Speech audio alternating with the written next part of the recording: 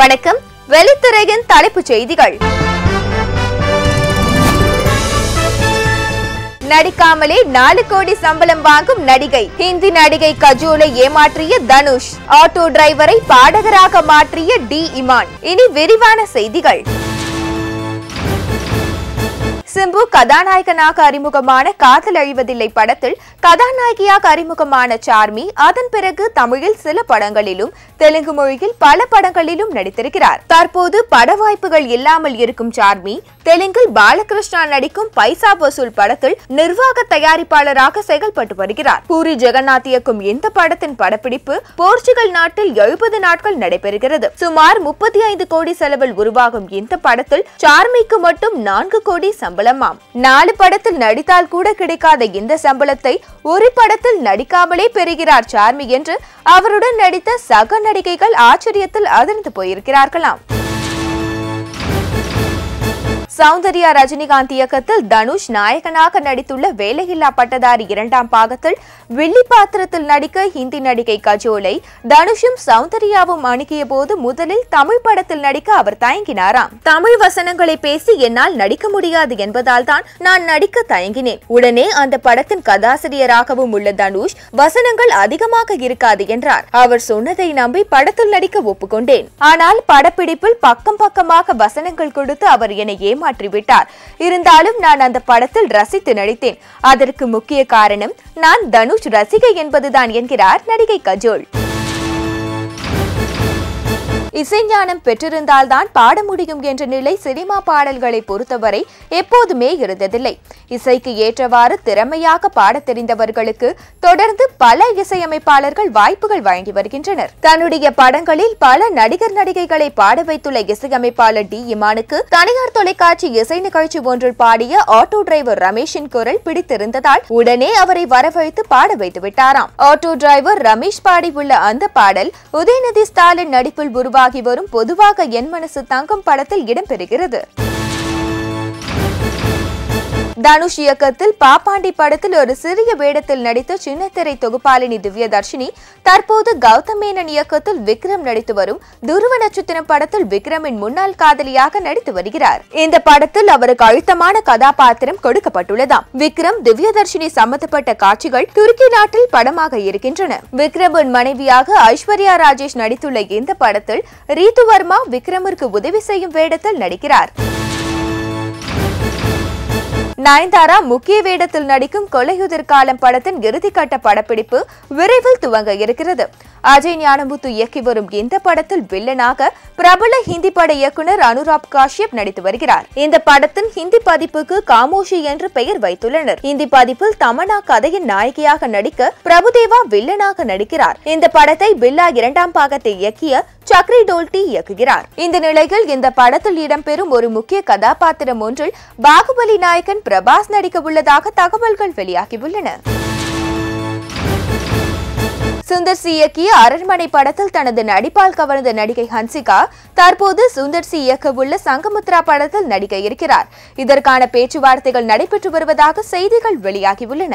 ஏற்கனவே சங்கமுத்ரா வேடத்தில் நடிக்க இருந்த ஸ்ருதிஹாசன் அந்த படத்தில் இருந்து விலக்கியதால் அந்த படத்தில் நடிக்க பல முன்னணி நடிகைகளிடம் பேசிய படக்குழு இப்போது ஹன்சிகாவிடம் பேச்சுவார்த்தை நடத்தி வருகிறது. ஜெயம் ரவி, ஆர்யா இருவரும் முக்கிய கதாபாத்திரத்தில் நடிக்கும் இந்த படத்தின் படப்பிடிப்பு விரைவில் துவங்க உள்ளது. இந்த படத்திற்காக ஹைதராபாத்தில் உள்ள ராமோஜி ராவ் ஸ்டுடியோவில் அரங்குகள் அமைக்கும் பணிகள் தீவிரமாக நடைபெற்று வருகின்றன. மாதவன் ரித்திகா சிங் நடிப்பில் கடந்த ஆண்டு வெளியான இறுதி சுற்று படத்தை இயக்கிய சுதா கொங்கரா அந்த படத்தின் தெலுங்கு பதிப்பை வெங்கடேஷ் நடிப்பில் இயக்கினார். இப்போது மீண்டும் தமிழ் படம் இயக்கும் முயற்சியில் இருக்கும் அவர் அடுத்து சூர்யா நடிக்க இருக்கும் படத்தை இயக்க இருக்கிறார். தற்போது தானா சேர்ந்த கூட்டம் படத்தில் நடித்து வரும் சூர்யா அடுத்து செல்வராகவன் இயக்கும் ஒரு படத்தில் நடிக்க இருக்கிறார். அந்த படத்திற்கு பிறகு சுதா கொங்கரா இயக்கும் படத்தில் நடிப்பார் என தெரிகிறது. செல்வராகவன் இயக்கும் படத்தை தயாரிக்கும் ட்ரீம் வாரியர்ஸ் பிக்சர்ஸ் நிறுவனமே சுதா கொங்கரா இயக்கும் படத்தையும் தயாரிக்க இருப்பதாக தெரிகிறது. கௌதம் மேனன் இயக்கத்தில் விக்ரம் நடிக்கும் துருவ நட்சத்திரம் படத்தின் படப்பிடிப்பு மீண்டும் துவங்கி விறுவிறுப்பாக நடைபெற்று வருகிறது. இந்த படத்தில் விக்ரமுடன் ஐஸ்வர்யா ராஜேஷ், ரித்துவர்மா, பார்த்திபன், சிம்ரன், ராதிகா, சதீஷ், வம்சி, திவ்யதர்ஷினி என 12 முக்கிய நடிகர்கள் நடிக்க பல்கேரியா, ஸ்லோவேனியா, துருக்கி, அபுதாபி ஆகிய 4 நாடுகளில் மொத்தம் 22 நாட்கள் படப்பிடிப்பு நடைபெறுகிறது. பல்கேரியாவில் விக்ரம் வில்லன்களுடன் மோதும் சண்டை காட்சிகளோடு தொடங்கிய இந்த படத்தின் படப்பிடிப்பு தொடர்ந்து நடைபெற்று வருகிறது. ஷங்கர் இயக்கத்தில் ரஜினி, அக்ஷய்குமார், எமி ஜாக்சன் உட்பட பலர் நடித்திருக்கும் 2.0 படத்தின் இறுதிக்கட்ட பணிகள் தற்போது நடைபெற்று வருகின்றன. இந்த படத்தை விளம்பரப்படுத்தும் நிகழ்ச்சி அமெரிக்காவில் உள்ள லாஸ் ஏஞ்சல்ஸ் நகரில் நடந்தது. 2.0 படத்தின் விளம்பரங்கள் அடங்கிய 100 அடி உயர வெப்பக்காற்று பலூன் பறக்க விடப்பட்டது. லாஸ் ஏஞ்சல்ஸ் நகரில் உள்ள ஹாலிவுட் லேக் பார்க்கில் நடைபெற்ற இந்த விழாவில் 2.0 படத்தை தயாரித்து வரும் லைகா நிறுவன தலைமை செயல் அதிகாரி ராஜு மகாலிங்கம் கலந்து கொண்டார். இதே balloon London, Dubai, San Francisco, தெற்காசிய நாடுகள், ஐரோப்பா, ஆஸ்திரேலியா ஆகிய நாடுகள் மேலும் பறக்க உள்ளது. இந்தியாவிலும் பல்வேறு நகரங்களுக்கு இந்த பலூனை கொண்டு வர தயாரிப்பாளர் திட்டமிட்டுள்ளார். முழுக்க முழுக்க மலேசியாவில் படமாகி இருக்கும் படம் தோட்டம். இந்த படத்தின் கதை எழுதி அரங்கண்ணல் ராஜ் இயக்க ப்ளூ ஐ புரொடக்ஷன்ஸ் நிறுவனம் தயாரிக்கிறது. இந்த படத்தில் சிங்கை ஜெகன் நாயகனாக நடிக்க நாயகியாக தனா நடிக்கிறார். முக்கிய வேடத்தில் KS மணியம் நடிக்க இன்னொரு நாயகியாக விவியாஷான் என்ற சீன நடிகை நடித்திருக்கிறார். மேலும் ரூபன் லோகன் தியாகு, GV, அகல்வர்மன் உட்பட பலர் நடித்துள்ள இந்த படத்திற்கு சாய் இசையமைத்திருக்கிறார். மலேசிய தோட்ட தொழிலாளர்களின் வாழ்க்கையை பற்றி சொல்ல வரும் இந்த படத்தில் கலப்பு திருமணங்களை ஆதரிக்கும் விதமாக தமிழ் பையனுக்கும் சீன பெண்ணுக்கும் திருமணம் செய்து வைப்பது, தமிழ் படிப்பின் அவசியம் போன்ற பல சமூக விஷயங்களையும் சொல்லி இருக்கிறார்களாம். மிஷ்கின் இயக்கத்தில் துப்பறிவாளன் படத்தில் நடித்து முடித்துள்ள நடிகர் விஷால் தற்போது புதுமுக இயக்குனர் மித்ரன் இயக்கும் இரும்பு திரைப்படத்தில் நடித்து வருகிறார். இந்த படத்தின் படப்பிடிப்பு சென்னையை சுற்றியுள்ள பகுதிகளில் நடைபெற்று வருகிறது. இந்த படத்தில் வில்லனாக நடிக்க ஒப்புக்கொண்டிருந்த நடிகர் ஆர்யா திடீர் என படத்திலிருந்து விலக இப்போது நடிகர் அர்ஜுன் அந்த வில்லன் பாத்திரத்தில் நடித்து வருகிறார். கதாநாயகியாக சமந்தா நடித்து வருகிறார். டிஜிட்டல் குற்றங்களை மையப்படுத்தி உருவாகும் இந்த படத்திற்கு ஜார்ஜ் வில்லியம்ஸ் ஒளிப்பதிவு செய்ய யுவன் சங்கர் ராஜா இசையமைத்து வருகிறார். பெரும் பொருட்செலவில் உருவாகி வரும் இந்த படத்தின் இறுதிக்கட்ட படப்பிடிப்பு தற்போது நடைபெற்று வருகிறது. கடுகு படத்திற்கு பிறகு புதுமுகங்கள் நடிக்கவுள்ள ஒரு படத்தை இயக்க இருக்கிறார் ஒளிப்பதிவாளர் விஜய் மில்டன். கூடப்பந்து விளையாட்டு பின்னணிகள் உருவாகும் இந்த படத்தின் படப்பிடிப்பு ஜூலை 10ஆம் தேதி முதல் துவங்க இருக்கிறது. இதற்காக புதுமுக நடிகர்களை தேர்வு செய்து அவர்களுக்கு பயிற்சி அளிக்கும் பணிகளை தொடங்கியுள்ள விஜய் மில்டன் மலையாள கதாசிரியரும் நடிகருமான செம்பன் வினோத் ஜோஷி என்பவரை ஒரு முக்கியமான பாத்திரத்தில் நடிக்க வைக்க இருக்கிறாராம். இன்னும் பெயரிடப்படாத இந்த படத்தை தயாரிப்பதுடன் பாலாஜி சக்திவேல் இயக்கும் ஒரு படத்தையும் தயாரிக்கிறார் விஜய் மில்டன். அடுத்து வருவது இயக்குனரும் நடிகருமான சித்ரா லட்சுமணன் அவர்கள் வழங்கும் அந்த நாள் ஞாபகம்.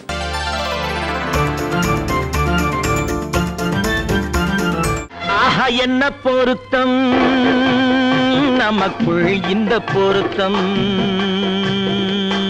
காதல் என்னும் நாடகத்தில் காதல் என்னும் நாடகத்தில் கல்யாணம் சுபமே, என்ன பொருத்தம் நமக்குள் இந்த பொருத்தம்.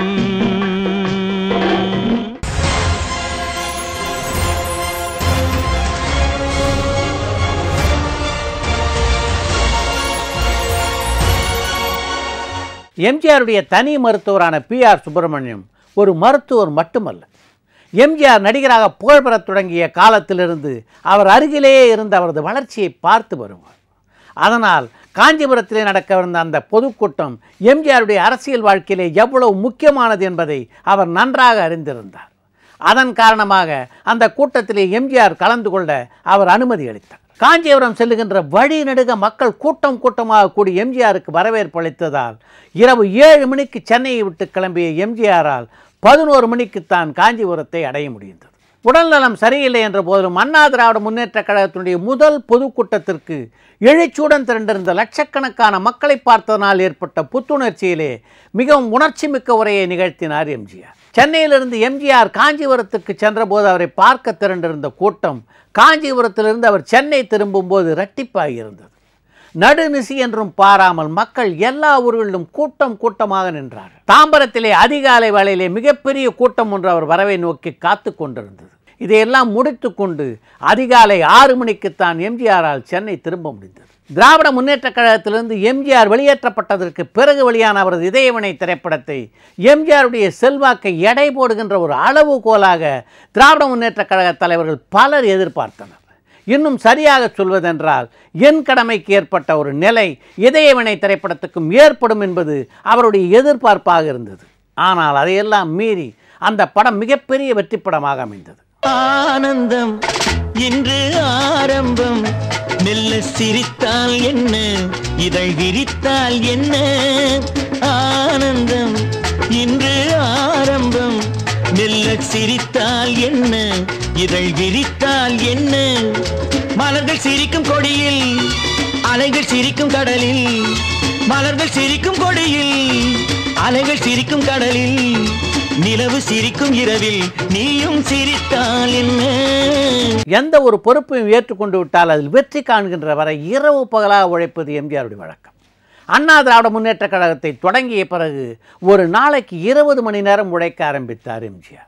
திராவிட முன்னேற்றக் கழகத்திலிருந்து விலகி பல சட்டமன்ற உறுப்பினர்களும் நாடாளுமன்ற உறுப்பினர்களும் அண்ணா திராவிட முன்னேற்றக் கழகத்திலே தங்களை இணைத்துக் கொண்டார்கள். 1973ஆம் ஆண்டு ஜனவரி மாதம் 6ஆம் நாள் காந்தி கிராம பல்கலைக்கழகத்தினுடைய வெள்ளி விழாவிலே பங்கேற்க அப்போது பாரத பிரதமராக இருந்த இந்திரா காந்தி வந்தார். அவரை விமான நிலையத்திலே சந்தித்து திராவிட முன்னேற்றக் கழகத்தினுடைய ஊழல் பற்றிய ஒரு மனுவை கொடுப்பதற்காக 5ஆம் தேதி இரவு ரயில் மூலம் மதுரைக்கு புறப்பட்டார் எம்ஜிஆர். சென்னையிலிருந்து மதுரை செல்கின்ற வழியிலே அமைந்திருந்த ரயில் நிலையங்கள் அதுவரை அப்படி ஒரு மக்கள் வெள்ளத்தை சந்தித்ததே இல்லை என்றுதான் சொல்ல வேண்டும். ஒவ்வொரு ஊரிலும் எம்ஜிஆரை பார்க்க ஆயிரக்கணக்கான மக்கள் திரண்டு நின்றதால் அந்த ரயில் மெல்ல ஊர்ந்து சென்றது. அந்த வேகத்திலே அந்த ரயிலே தான் பயணம் செய்தால் நிச்சயமாக இந்திரா காந்தி அம்மையாரை சந்தித்து மனு கொடுக்க முடியாது என்று எம்ஜிஆருக்கு புரிந்து போனது. அதனாலே மதுரைக்கு முன்னாலே உள்ள ரயில் நிலையத்தில் இறங்கி அங்கிருந்து காரிலே மதுரைக்கு சென்று விடலாம் என்று எம்ஜிஆர் திட்டமிட்டார். அவரது திட்டத்தை அறிந்து கொண்ட ரயில்வே அதிகாரிகள் அவசரமாக எம்ஜிஆரை சந்திக்க ஓடோடி வந்தனர். இந்த ரயில் மதுரையை சேரும்போது இந்த ரயிலிலே நீங்கள் இல்லை என்ற தகவல் மட்டும் தெரிந்தால் நிச்சயமாக மக்கள் மதுரை ரயில் நிலையத்தை சூறையாடி விடுவார்கள். ஆகவே தயவு செய்து காரிலே பயணம் செய்கின்ற திட்டத்தை கைவிட்டுவிட்டு இந்த ரயிலே நீங்கள் பயணம் செய்ய வேண்டும் என்று எம்ஜிஆரை அவர்கள் கேட்டுக்கொண்டார்கள். அவர்கள் கேட்டுக்கொண்டதற்கிணங்க அந்த ரயிலிலேயே பயணம் செய்தார் எம்ஜிஆர். அதிகாலை 5 மணிக்கு மதுரைக்கு வந்து சேர வேண்டிய அந்த ரயில் மதியத்துக்கு மேல்தான் மதுரையை அடைந்தது. அதன் காரணமாக இந்திரா காந்தி அம்மையாரை எம்ஜிஆரால் சந்திக்க முடியவில்லை. அன்று மாலையிலே மதுரையை அடுத்த திருப்பரங்குன்றத்திலே நடைபெற்ற அண்ணா திராவிட முன்னேற்றக் கழகத்தினுடைய பொதுக்கூட்டத்திலே 3/4 மணி நேரம் முழக்கமிட்டார் எம்ஜிஆர். அடுத்து அதிமுகவினுடைய உண்மையான பலம் என்ன என்பதை நிரூபிக்க காலம் எம்ஜிஆருக்கு ஒரு சரியான சந்தர்ப்பத்தை ஏற்படுத்தி தந்தது. திண்டுக்கல் தொகுதியிலே நாடாளுமன்ற உறுப்பினராக இருந்த ராஜாங்கம் மறைந்ததால் அந்த தொகுதியிலே மே மாதம் தேர்தல் நடக்கும் என்று தேர்தல் ஆணையம் அறிவித்தது. அந்த அறிவிப்பு வந்தவுடனே அந்த தேர்தலிலே அதிமுக போட்டியிடும் என்று அறிவித்தார் எம்ஜிஆர்.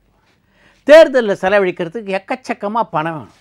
ஆனால் எம்ஜிஆருடைய பணம் முழுவதும் உலகம் சுற்று வாலிபன் திரைப்படத்திலே முடங்கி போயிருந்தது. அதனால் தேர்தலுக்கு முன்னாலேயே அந்த படத்தை வெளியிட வேண்டும் என்று முடிவு செய்தார் எம்ஜிஆர். ஆனால் அதிலேயும் அவருக்கு ஒரு சிக்கல் இருந்தது. அந்த படத்திற்காக இன்னொரு பாடல் காட்சி படமாக்கப்பட இருந்தது. அந்த பாடல் காட்சியை டார்ஜிலிங்கிலே படமாக்க வேண்டும் என்று எம்ஜிஆர் எண்ணியிருந்தார். ஏற்கனவே படத்துக்கு எக்கச்சக்கமாக செலவாயிடுச்சு. இந்த நிலைமையில் இந்த பாட்டை டார்ஜிலிங்கில் படமாக்கணுமா என்று யோசித்துக் கொள்ளுங்கள் என்று ஆரம் வீரப்பனும் மற்றும் அவரது நண்பர்களும் சேர்ந்து கேட்டுக்கொண்டிருக்கணுங்க அந்த பாடலை டார்ஜிலிங்கிலே படம் எடுக்கின்ற திட்டத்தை கைவிட்டார் எம்ஜிஆர். அதோடு சிக்கல் தீர்ந்ததா என்றால் இல்லை. இன்னொரு சிக்கல் வேறு ரூபத்திலே முளைத்தது. திண்டுக்கல் பாராளுமன்ற இடைத்தேர்தலுக்கு முன்பாக உலகம் சுற்று வாலிபன் திரைப்படம் வெளியாகும் என்று எம்ஜிஆர் அறிவித்த அடுத்த நிமிடம் அந்த படம் நிச்சயமாக வெளிவராது. அதையும் மீறி அந்த திரைப்படம் வெளியாகுமானால் நான் சேலை கட்டி கொள்கிறேன் என்று அறிக்கையை விட்டார் திராவிட முன்னேற்றக் கழகத்தைச் சேர்ந்த மதுரை பிரமுகரான மதுரை முத்து. அவர் சொன்னதை நிறைவேற்ற வேண்டும் என்பதற்காகவோ என்னவோ உலகம் சுற்று வாலிபன் திரைப்படம் சம்பந்தமான வேலைகள் நடைபெற்ற எல்லா பகுதிகளிலும் மின்சாரம் துண்டிக்கப்பட்டது. சீப்பு ஒழிச்சு வச்சுட்டா கல்யாணத்தை நிறுத்திவிட முடியுமா என்ன? எல்லா இடங்களிலும் ஜெனரேட்டர் உதவியோடு வேலைகளை தொடர்ந்தார் எம்ஜிஆர். எந்த பத்திரிகையிலும் ஒரு விளம்பரம் கூட இல்லாமல் உலகம் சுற்று வாலிபன் திரைப்படத்தை வெளியிட முடிவு செய்த எம்ஜிஆர் திரையுலக நண்பர்களுக்காகவும் அண்ணா திராவிட முன்னேற்ற கழகத்தினுடைய தலைவர்களுக்காகவும் சிறப்பு காட்சி ஒன்றை தேவி பரடேஸ் திரையரங்கிலே ஏற்பாடு செய்தார். அந்த சிறப்பு காட்சி என்று நடைபெற இருந்ததோ அன்று காலை முதலே தேவி பரடேஸ் திரையரங்கம் இருந்த அந்த பகுதி முழுவதும் மின்சாரம் துண்டிக்கப்பட்டது. அதையெல்லாம் மீறி அந்த உலகம் சுற்று வாலிபன் திரைப்படம் எப்படி வெளியானது, எப்படிப்பட்ட வரவேற்பை பெற்றது என்பதை பற்றி திங்கட்கிழமை வெள்ளித்திரையிலே பார்ப்போம். அடுத்து வருவது ஒரு வரி செய்திகள்.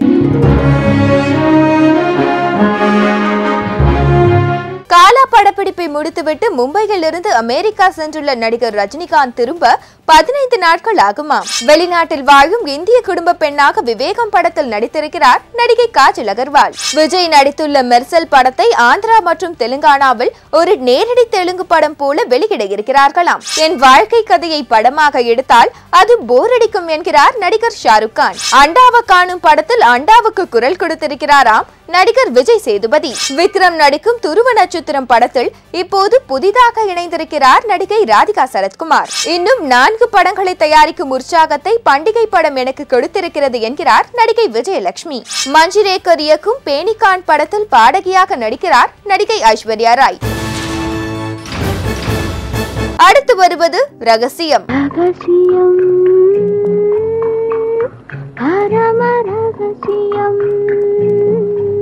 நான் நினைச்ச மாதிரி படத்தை ஹீரோ எடுக்க விடலன்னு புலம்புறாரா அந்த விரல் நடிகரை வச்சு படம் பண்ண அந்த பட இயக்குனர்.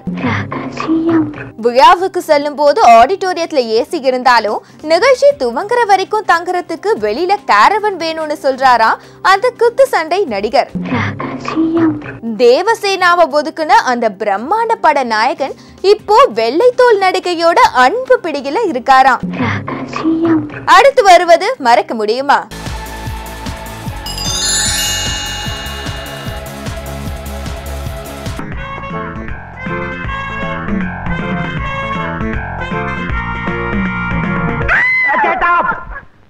நாங்க யார் தெரியுமா? போலீஸ். கத்தக்கூடாது. வாங்க வாங்க. அவர் வீட்ல இல்லையே. நாங்க அவரை பார்க்க வரல, வீட்டை சோதனை பண்ண வந்திருக்கோம். சோதனையா? எதுக்கு? எதுக்கா? எதுக்கா? சார் யார் தெரியுமா? யாரு? சொன்ன அசந்து போயிடுவீங்க. சொல்லுங்க. பெரிய ஏபிசி ஆபீசர். ஐயோ. ஏபிசியா? சிபிஐ. CBI officer. உட்காருங்க. Thank you. ஓய் கெட் அப். கொஞ்சம் இருங்க. அவர் இப்ப வந்துருவாரு. அவர் இப்ப வர மாட்டாரு. ஏன்? அவரு ஹோட்டல் அச்சயால. என்னங்க? அவங்க ஹோட்டல் அச்சயாவில ஜல்ஜாவோட ஜாலியா ஜல்சா பண்ணிட்டு இருக்காங்க. ஜலஜா கூட ஜல்சாவா? அட பாவி, எங்க இருக்குங்க அந்த அச்சயா? சொல்லுங்க, இப்பவே போய் அந்த ஆள் கழுத்தை பிடிச்சு இழுத்துட்டு வர்றேன். ஏங்க, அவருக்கு நான் எதுலங்க குறை வச்சேன்? என்ன கேட்டா? போய் ஜல்ஜாவை கேளுங்க. ஆமாமா, அவளதான் கேட்கணும். ஏய்யோ சார், குடும்ப பிரச்சனை நமக்கு எதுக்கு? நம்ம வந்த வேலையை பாப்போம். கோ சர்ச். வாங்க சர்ச். ஓ சர்ச். அண்டர்வேர். Yes sir. போங்க, இவ்வளவு பணம் கொடுத்து செட்டப் பண்ணி கூட. என்னங்க என்னங்க என்னங்க பண்ண போறாங்க? ஓபன்.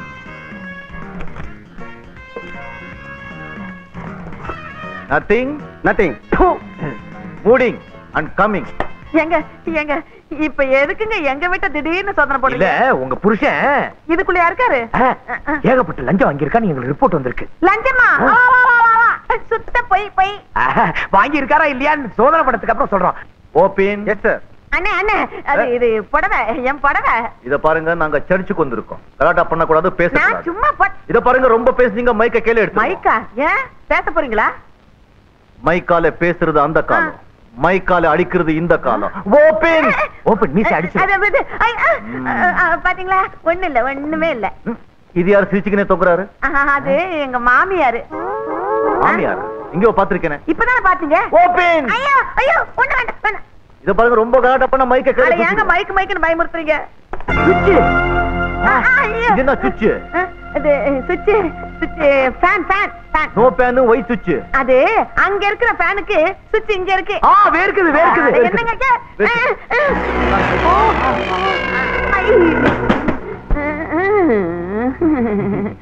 இது நான் உங்க மாமனார் வீடா? பின்ன உங்க வீடா? எதுத்தா பேசுறீங்க? எங்க வீடுதான். சாவி எங்க? சாவி அவர்கிட்ட இருக்கு. அவர்னா யாரு? எங்க வீட்டுக்காரர். அவர்தான் ஜல்ஜாவோட ஜல்சாவா இருக்கு. சாவி கிடைச்சிருச்சு. இது சாவி சாவி இதுக்கு சேராது. அது சேருமா இல்லையான்னு எனக்கு தெரியும். நீங்க வாங்க. சேரவே சேராது.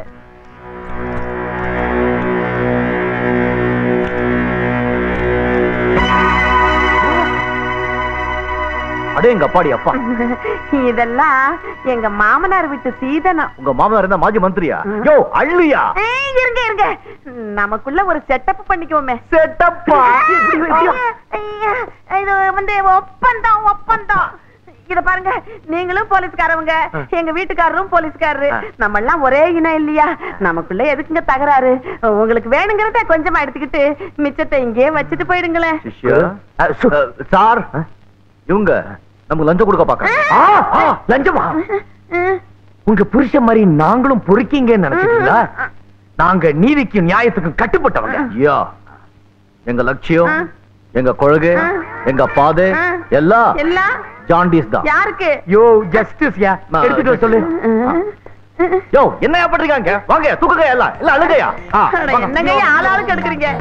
அப்புறம் கேஷ் 12,03,300 ரூபா சார். அடேங்க அப்பாடி அப்பா. மேடம், இதுல ஒரு கையெழுத்து போடுங்க. கையெழுத்தா? எதுக்கு? உங்க வீட்ல இருந்து எடுத்த நகையும் பணமும் இவ்வளவுதாங்கிறத விவரமா இதுல லிஸ்ட் போட்டிருக்கேன். இதெல்லாம் உங்க புருஷன் மக்களை ஏமாத்தி, சர்க்காரை ஏமாத்தி, லஞ்சமா வாங்கி சேர்த்ததுதான்னு உறுதிப்படுத்தி இருக்கேன். இத ஒத்துக்கிட்டு நீங்க கையெழுத்து போடுங்க. ஒத்துக்கிட்டு கையெழுத்து போடணுமா? சார், நம்ம எல்லாம் ஒரே குடும்பம். இந்த ஒரே குடும்பம் ஒரே கட்சின்னு மக்களை ஏமாத்தி ஊரை கொள்ளடிக்கிற கும்பல் நாங்க இல்ல. மரியாதையா கையெழுத்து போடுங்க. நான் என் வீட்டுக்காரர் அனுமதி இல்லாம எதுலயுமே கையெழுத்து போடுறது இல்ல. கையெழுத்து போட மாட்டீங்க? சார், நாம என்ன செய்வோம் சொல்லு. இத பாருங்கப்பா, அம்மா கையில விளங்க மாட்டி ஊரறிய நாடறிய தெருவுல எடுத்து ஸ்டேஷனுக்கு வா. ஐயா இருங்க இருங்க, என்ன மீஸ் அதுக்குள்ள இவ்வளவு அவசரப்படுறீங்க? ஐயா, இந்த நேரத்துல இந்த பழாப்பன மனுஷன் ஜலஜா கூட போய் ஜல்சா பண்ணிக்கிட்டு இருக்காரு. ஐயோ, போட்டுட்டேங்க. Ladies and gentlemen, football, basketball, volleyball, volleyball, எல்லா கேள்வி போறீங்களா? ஐயோ. அடுத்து வருவது திரைமலர். நாங்கள் விக்ரம் வேதா படத்தோட டைரக்டர்ஸ். இதில் வந்து மாதவன் வந்து ஒரு encounter specialist police officer and Vijay Sethupathi வந்து ஒரு கேங்ஸ்டர். ஸோ இவங்களுக்குள்ளே நடக்கிற சண்டை தான் படத்தோட பேஸு. பட் இதை தாண்டி இது வந்து விக்ரமாதித்யன் வேதாளம் கதைகளை பேஸ் பண்ணி அந்த ஸ்ட்ரக்சரை யூஸ் பண்ணியிருக்கோம். ஸோ அது வந்து இதில் புதுமையாக இருக்கும்னு நான் எதிர்பார்க்குறேன். விக்ரம் வேதா படத்தினுடைய மியூசிக் டைரக்டர், பெரிய க்ரூ, பெரிய ஆர்டிஸ்ட்டு, பெரிய ஒரு நல்ல ஒரு ஸ்கிரிப்டு, நல்ல ஒரு இன்ட்ரெஸ்டிங்கான ஸ்கிரிப்டு, நல்ல டைரக்டர்ஸ், இந்த மாதிரி ஒரு எல்லாமே நல்லதாக இருக்கிற ஒரு இதில் நானும் ஒரு அசோசியேட் ஆகிருக்கேன். நானும் இதில் மியூசிக் பண்ணியிருக்கேன் நினைக்கும் போது ரொம்ப சந்தோஷமாக இருக்குது. ஏன்னா இந்த படம் வந்து எனக்கு ஒரு ட்ரீம் ப்ராஜெக்ட் மாதிரின்னு சொல்லலாம். ஏன்னா நமக்கு எதாவது பண்ண முடியும்னு காமிக்கிறதுக்கு கன்ஃபார்மாக ஒரு நல்ல ஸ்கிரிப்ட் இது. ஆக்சுவலி விக்ரம் வேதா படத்தோட எடிட்டர். விக்ரம் வேதா பற்றி நிறையா சொல்லலாம். 2 பெரிய ஸ்டார்ஸ், விஜய் சேதுபதி சார், மாதவன், அவங்க 2 பேருமே வந்துட்டு செம்மையாக போட்டி போட்டு மாதிரி கான்ட்ரிபியூட் பண்ணியிருக்காங்க ப்ராஜெக்ட்டுக்கு. அது ஸ்க்ரீனுக்கு கொண்டு வரதுக்கு ரொம்ப ஒன்றும் பெருசாக கஷ்டப்பட்டோம்னு நாங்கள் சொல்ல மாட்டோம். ஆனால் ஈக்குவலாக ஃபுட்டேஜ் கொண்டு வரதுக்கு வேணால் ட்ரை பண்ணோம். ஆனால் 2 மினிட்ஸ் ட்ரெய்லராக கம்ப்ரஸ் பண்ணுறப்ப உண்மையிலே சேலஞ்சிங்காக இருந்துச்சு. மேடி அண்ட் விஜய் சேதுபதி பின்னி படல் எடுத்திருக்காங்க 2 பேரும் இந்த படத்தில். இந்த படத்தில் நான் ஒரு நல்ல கேரக்டர் ஒன்று பண்ணியிருக்கேன். ஸோ 2 மிக சிறந்த கலைஞர்கள், விஜய் சேதுபதி அண்ட் மாதவன், ரொம்ப யதார்த்தமான நடிகர்கள். அவங்க இந்த படத்தில் செம்மையாக பண்ணியிருக்காங்க. So please do come and watch in theatres and support. இதில் நான் ஒரு வித்தியாசமான கெட்டப்பில் வந்திருக்கேன். ஒரு தாடி, ஒரு மொட்டை மாதிரி. ஃபஸ்ட் டைம் நான் ஒரு கெட்டப் ட்ரை பண்ணியிருக்கேன். அதனால் வந்து பாருங்கள், பார்த்து சொல்லுங்கள். Vikram Vedha, it's an action thriller. It's a cop versus gangster drama. அதில் I play Priya's role. Priya is a lawyer. She's a very passionate lawyer. She comes from a middle class background, but she's a very modern, very independent woman. I play Maddie's wife. So how important my role is, you will find out through the movie. But it's a very beautifully written character. The relationship of Vikram, Maddie and Priya, it's a lovely relationship and adds a lot of beauty to the entire film. இந்த படத்தில் வந்து நானும் ஒரு character நடிச்சிருக்கேன், சந்திரான்னு சொல்லிட்டு. என் character வந்து ரொம்ப important, கதைக்கே ஒரு இம்பார்ட்டன்டான ரோல். ஸோ எனக்கு ரொம்ப சந்தோஷமாக இருக்குது that Pushkar Gayathri chose me to do it. And பார்த்தீங்கன்னா மியூசிக்கும் சரி, பேக்ரவுண்ட்ஸ்க்கும் சரி, வினோத் சரோட சினிமாட்டோகிராஃபி அமேசிங்காக இருக்குது. ரொம்ப நாள் கழிச்சு ஒரு கேங்ஸ்டர் படம் அது. ஸோ கண்டிப்பாக it's going to be amazing to watch and I'm really happy to be part of it. இந்த படம் நான் 2014 கேட்ட கதை. அப்போ கேட்டதுக்கு இன்றைக்கி படமாக வளர்ந்துன்னு பார்க்கும்போதும் அதில் மிக பிரம்மாண்டமான வேலை இருக்குது. இந்த மொத்த கனவையும் இந்த கற்பனையும் முழுமையாக்குனா அது எங்கள் ப்ரொடியூசர் சசிகாந்த் சாரால் தான் முடியும்னு நினைக்கிறேன். ஏன்னா அவரோட ரசனை பெருசு. அவரோட ட்ரெஸ்ஸிங் சென்ஸ் மாதிரி நடந்து வந்தாலும் அந்த ஸ்டைலான வாக்கிங் மாதிரி அவரோட ரசனை வந்து ரொம்ப பெருசு. ஏன்னா ரசனக்கார மனுஷன், அவருக்கு ஒரு போதை மாதிரி, இந்த புத்திசாலியான படத்தை இவர் தான் ப்ரொடியூஸ் பண்ணார் அப்படின்ற மாதிரி போதை அவருக்கு எப்பவுமே பிடிக்கும். அந்த போதையோடு அவர் என்றைக்கு இருக்குன்னு ஆசைப்படுறேன். ஏன்னா அந்த ரசனை ரொம்ப முக்கியம் ஒரு தயாரிப்பில் இருக்குது. வரு, கதிர், மேடி பற்றி, விவேக், யாரை பற்றியும் யாரும் ஒருத்தருக்கு ஒருத்தர் சலைச்சவங்க இல்லை. அப்புறம் மணி இந்த படத்தில் வேலை செஞ்ச அவனும் சரி, அந்த டைலாக் ரைட்டர் அப்புறம் இன்னொரு ஆர்டிஸ்டாக பண்ண பிரேம் சார் இருக்கட்டும், எல்லாருமே சரி. மேடி பற்றி சொல்லணுன்னா ஃபஸ்ட் டே ஷூட்டு எங்கள் 2 பேருக்கு படத்தில் எது முதல் காட்சியோ அதுதான் எங்களுக்கு முதல்ல படமாக்கப்பட்டதும் கூட. செட்டை ரொம்ப எதிர்பார்த்துங்க, அது எனக்கும் தெரியல. நானும் ஒரு மாதிரி எதிர்பார்ப்பில் இருந்தேன். பெரிய பெரிய படங்கள், பெரிய இடத்துல இருக்கிற ஒரு மனுஷன், என்னோட சீனியரு வந்தார்னா எப்படி இருக்கும், அவரோட ஆட்டிடியூட் என்னவாக இருக்கும், செட்டில் ஃபஸ்ட் டைம் ஃபேஸ் பண்ணும்போது என்ன இருக்கும், கண்ணை பார்த்து பேசணும், என்னவா ரியாக்ட் பண்ணுவார். நான் ரொம்ப சென்சிட்டிவ், யாராவது சின்னதாக ரியாக்ட் பண்ண கூட எனக்கு உடனே ஒரு இதாகும். ஸோ நிறைய யோசிச்சு ஒரு பெரிய கால்குலேஷன், சரி என்ன வந்தாலும் ஒரு மாதிரி ஹேண்டில் பண்ணிடணும் அப்படிலாம் இருந்தேன். அந்த இருட்டாக இருக்கணும், திடீர்னு சுவிட்சை போட்டு வெளிச்சம் வர மாதிரி அவர் வந்தோடனே சாதாரணம் ஆயிடுச்சு. அது எல்லாமே வந்து ஐ திங்க் விஜய் சேதுபதியை வந்து ஹாலிவுட் வரைக்கும் நம்ம கூப்பிட்டு போகலாம், அந்த அளவுக்கு திறமை இருக்குது அவருக்கு. இந்த படம் வந்து ஏற்கனவே ஹிந்தி பெட்டில் பயங்கர அளவில் பேசப்படுது. ஒன்று வந்து ஷாருக் கான் அதை வந்து ட்ரெய்லர் ரிலீஸ் பண்ணதுனால முழு ஹிந்தி இண்டஸ்ட்ரி அந்த படத்தோட ட்ரெய்லர் பார்த்துட்டாங்க.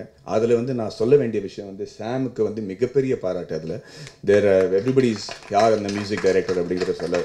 அண்ட் சாமோட வேலை உங்களுக்கு வந்து வெளிப்படையாக இப்போதைக்கு தெரிஞ்சிருக்கு. பட் ஐ திங்க் இவர் பண்ண எல்லாத்தோடையும் பெரிய விஷயம் ஒன்றும் நீங்கள் பார்க்கல. படத்தோட பேக்ரவுண்ட் ஸ்கோர் வந்தப்பறம் நீங்கள் ஒரு வேறு லெவலில் பேசப்படுவாருங்கிற ஒரு நம்பிக்கையும் எனக்கு இருக்குது. அதே சமயத்தில் வந்து இந்த படத்தை நம்ம சேர்ந்து ஹிந்திலையும் ஷூட் பண்ணுறதுக்கு வாய்ப்பு இல்லை. ஏன்னா இது ரொம்பவே நார்த் மெட்ராஸில் பேஸ் பண்ண ஒரு கதையாக இருக்குது. அதோட இன்டெப்த்தில் போய் அங்கே இருக்கிற மக்கள் எப்படி இருக்காங்க, எப்படி அந்த என்வாரன்மெண்ட்டை வந்து கேப்சர் பண்ணுங்கிற ஒரு விஷயத்து இருக்கிறதுனால இது ஹிந்தியில் நம்ம இப்போதைக்கு எடுத்துக்க போக முடியல. But I think it be a good, I would love to take the entire team. இத்துடன் ராஜ் டிவியின் வெள்ளித்திரை நிகழ்ச்சி நிறைவு பெறுகிறது. திங்கள் முதல் சனிக்கிழமை வரை தினமும் மாலை 5:30 மணிக்கு வெள்ளித்திரை நிகழ்ச்சியை காண தவறாதீர்கள். நன்றி, வணக்கம்.